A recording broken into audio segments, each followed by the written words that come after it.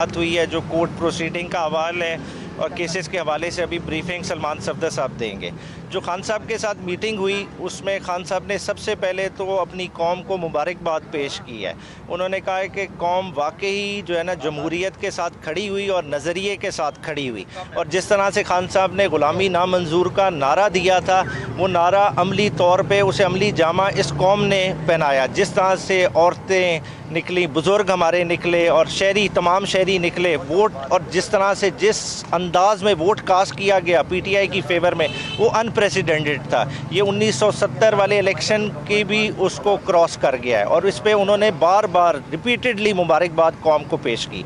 और जिस तरह का मैंडेट पीटीआई को दिया गया है, इंशाअल्लाह ताला पीटीआई मरकज़ में, केपीके में और पंजाब में गवर्नमेंट बनाएगी। और खान साहब ने और बहुत उसमें ड्यूटीज़ भी असाइन की है कुछ लोगों को। वो ड्यूटीज़ जो केपीके पंजाब के हवाले से हैं वो डायरेक्टली उनको बताई जाएंगी, इसलिए अभी मैं उनके नाम नहीं डिस्क्लोज कर रहा। दूसरी जो बड़ी बात खान साहब ने की आज की, उन्होंने मुल्क के सबसे बड़े प्राइम इदारे से अपील की कि खुदारा अब जो कुछ पहले हो गया। ये देखें, कौम ने मैंडेट एक दिया है, वो मैंडेट रिस्पेक्ट होना चाहिए, वो हर तरह से रिस्पेक्ट होना चाहिए।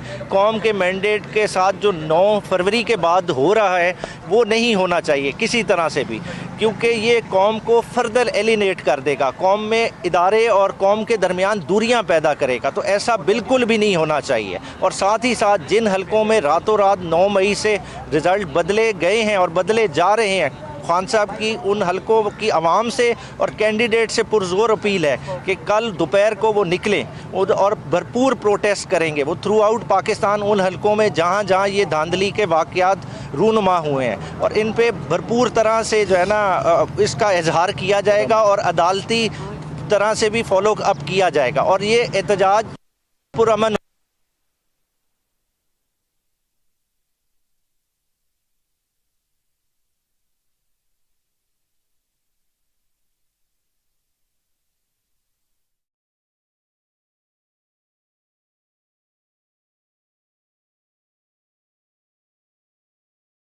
खान साहब ने ज़िक्र किया अपने जो हमारा माशी बुरान से गुज़र रहे हैं। खान साहब ने कहा कि देखें, ज़मीन बोस हो चुकी है हमारी इकॉनमी। कल स्टॉक एक्सचेंज फिर से 1200 इंडेक्स लूज़ किया।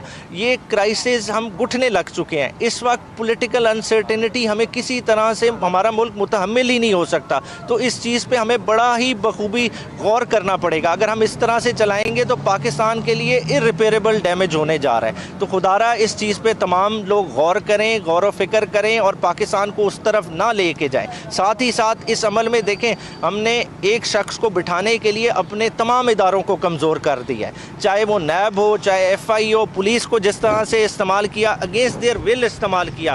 पुलिस से वो काम कराए गए वो शायद जो वो नहीं करना चाहते थे। प्री पोल रिगिंग इस हद तक की गई जो पाकिस्तान की तारीख में देखने को नहीं आई, मगर वो उस तरह से इदारों को इस्तेमाल किया गया। अल्टीमेटली नुकसान किसका हुआ? इस कौम का हुआ है, इदारों का नुकसान हुआ है। इदारे नहायत ही कमज़ोर हो गए हैं, आज उस पोजीशन पे खड़े हैं कि उन्हें दोबारा खड़ा करने के लिए हमें इमरान खान जैसी क़यादत की ज़रूरत है। लास्टली, इमरान खान साहब ने इंस्टीट्यूशन की क्रेडिबिलिटी के हवाले से बात बड़ी तफसीली की। उन्होंने कहा इसके लिए अब देखें, नवाज़ शरीफ का जो ट्रैक रिकॉर्ड आप उठा के देख लें कि 2008 में गए, 2018 में गए, 99 में गए, ये गवर्नमेंट्स को बैंकरप्ट करके गए। आप 16 महीने की परफॉर्मेंस देख लें आपकी जो PDM की गवर्नमेंट की रही, उसमें क्या इस कौम का हशर नशर हुआ है। तो खुदारा अब उस चीज़ को रिपीट ना करें। अब ये मिक्स अचार के साथ नहीं हुकूमत चल सकती। जिस गवर्नमेंट का मैंडेट है उसको रिस्पेक्ट करें। एक 50 सीटों वाला कैसे फतह का ऐलान कर सकता है कि 50 सीटें अभी आई नहीं? आप इंडिपेंडेंट्स की जो लेबल कर रहे हैं पीटीआई के उससे डबल उस वक्त नंबर है, मगर उसका आप मैंडेट का रिस्पेक्ट नहीं करते, आप किसी चीज़ का इंतज़ार नहीं करते। आपकी टिकटें दोहा की कटी हुई 65 टिकटें ऑन रिकॉर्ड है इत्तेहाद एयरलाइन की, ठीक है। तो अचानक ये क्या इतना बड़ा शिफ्ट आया है? तो इन सारी चीज़ों को देखने वाला है। पीटीआई का मैंडेट हर तरह से रिस्पेक्ट करें और हमें एक बड़े क्राइसिस से बचाएं। शुक्रिया।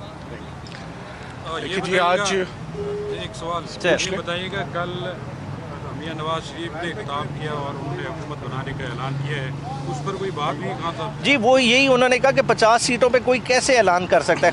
खान साहब ने आज डॉन अखबार बड़ा बखूबी पढ़ा हुआ था और तमाम हालात से बड़ी तरह से अवेयर थे, और वो कह रहे थे मतलब ऐसी सीटें, अब वो नूर आलम की उन्होंने मिसाल दी, ठीक है ना, आप रेहाना डार का देख लें, मतलब हल्के जो जीते जिताए कन्वर्ट किए गए हैं रातों रात, वो कैसे हो सकता है? इस्लामाबाद की 3 सीटें कैसे कोई और जीत सकता है? पीटीआई की लंबी मार्जिन से 50-50 हज़ार की लीडें हैं, उन्हें आप अंडू कैसे कर सकते हैं? ये आप फर्दर क्राइसिस में इस मुल्क को डाल रहे हैं। देखें, आप इमरान खान की ज़ात को भूल जाएं, दूसरी चीज़ों को भूल जाएं, ये इस मुल्क की जो है ना इशू मुल्क की क्रेडिबिलिटी, मुल्क के इंस्टीट्यूशंस की क्रेडिबिलिटी का है।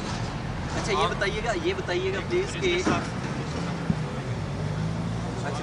अब आओ जी, बिस्मिल्लाहिर्रहमानिर्रहीम। जैसे कि आपने उमैर न्याजी साहब से सुना कि आज कानूनी टीम जो मौजूद थी अलकादिर नैब ट्रायल के अंदर, कानूनी टीम को अंदर जाने आज एक दफ़ा फिर नहीं दिया गया। उस्मान रियाज गिल साहब मौजूद हैं, ज़हीर अब्बास साहब कानूनी टीम का हिस्सा हैं, लीड कर रहे हैं अलकादिर के केस को, मगर नैब की टीम आज सुबह 9 बजे एंटर होती है, तफ्तीश आती है, तफ्तीशी आते हैं, प्रोसिक्यूटर्स आते हैं, सबको एंट्री मिलती है। मगर ये कैसा ओपन ट्रायल है, ये कैसी ओपन प्रोसीडिंग्स हैं जिसमें इमरान खान साहब के प्रोफेशनल लॉयर्स को रिपीटेडली कोर्ट में एंट्री नहीं दी जा रही। मैं इस बात से ये तीसरी चौथी दफ़ा हम ये आपके आगे रख रहे हैं कि जिस वक्त मुकदमे में तारीख डल गई, 15 तारीख खामोशी से हमारी गैर मौजूदगी में बुशरा बीबी को पेश किए बगैर, वो भी इस मुकदमे में बराबर की सरकार के मुताबिक शरीक हैं, मुलज़मा हैं, तो उनको कैसे आपने पेश नहीं किया? उनको क्यों आपने यहाँ से मीलों दूर आपने उनको रखा हुआ है? और यहाँ पर अडियाला जेल में तमाम सहूलियात के होते हुए, तमाम रिक्वायरमेंट्स के होते हुए यहाँ पर बुशरा बीबी को नहीं रखा जा रहा। सो आज दोबारा नैब के जज साहब जो हैं वो नहीं आए और अमले ने आज खामोशी से 15 तारीख की डेट को डाल दिया और दोबारा केस को एडजर्न कर दिया।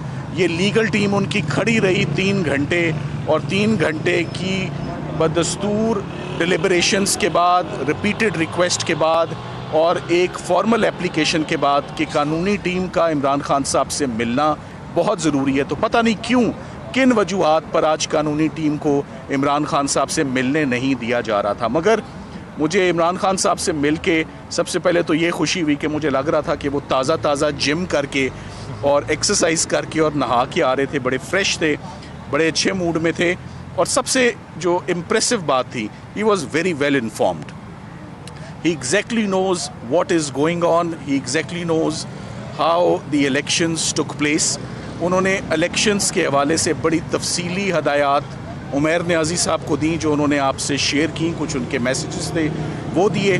क्रिमिनल केसेस के हवाले से उन्होंने, मैं आपको ये बताता चलूँ कि खान साहब 16 महीने से क्रिमिनल केसेस का वन आफ्टर दी अदर, कभी लाहौर, कभी कोयटा, कभी कराची, कभी इस्लामाबाद, कभी पिंडी, कोई ऐसा मुकदमा नहीं, कोई ऐसा जुर्म नहीं जिसमें इमरान खान साहब को जिसको उन्होंने फेस ना किया हो, कोई ऐसा मुकदमा नहीं जो झूठा ना साबित हुआ हो, कोई ऐसा मुकदमा नहीं जिसमें ज़मानत ना कन्फर्म हुई हो।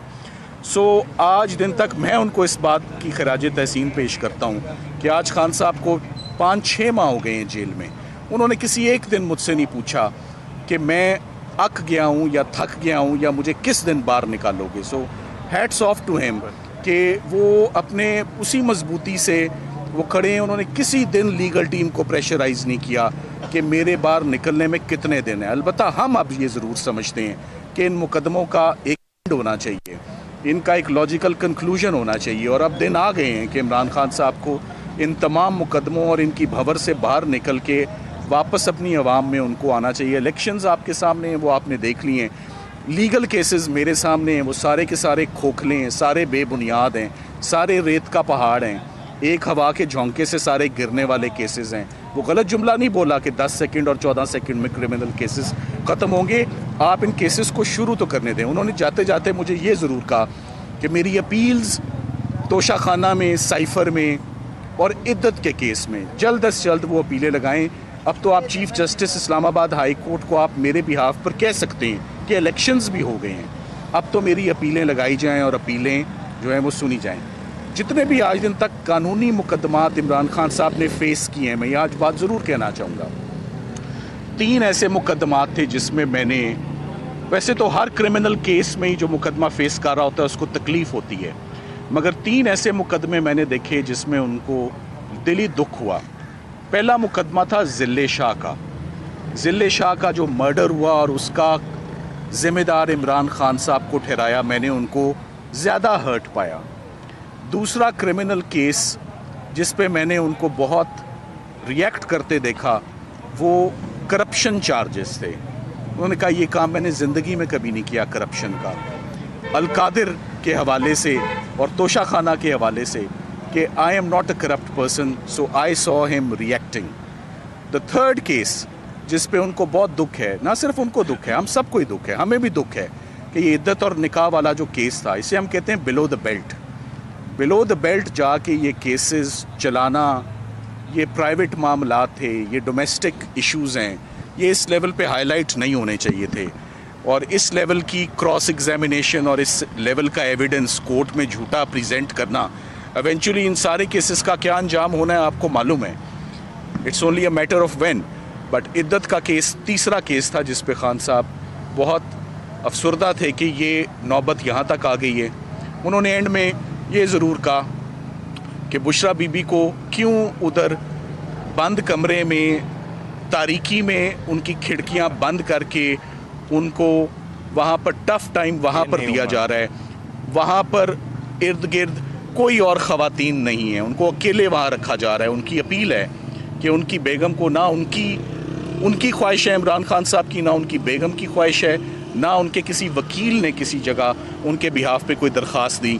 सो वो चाहते हैं कि जैसे तमाम कैदी अपनी कैद काटते हैं जब तक उनकी सज़ाएं मुअत्तल ना हो जाएं या ज़मानतें ना हो जाएं, बुशरा बीबी से भी कोई इम्तियाजी सलूक ना रखें, आप उनको भी अडयाला जेल में मुंतकिल करें। और जैसे हर कैदी सज़ा काट रहा है, जैसे इमरान खान साहब काट रहे हैं, वो भी वापस यहाँ पर उनको मुंतकिल किया जाए।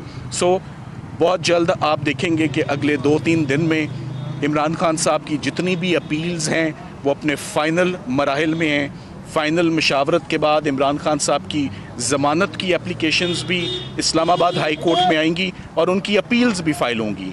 और जैसे ये केसेस कंक्लूड हुए हैं रात की तारीकी में, बैक टू बैक 3 दिनों में, हम उम्मीद करते हैं कि जैसे 3 दिनों में सज़ाएं सुनाई गई हैं वैसे ही 3 दिन फिक्स हों और ये अपीलें सुनी जाएं। Thank you very much. Sheikh साहब आ गए।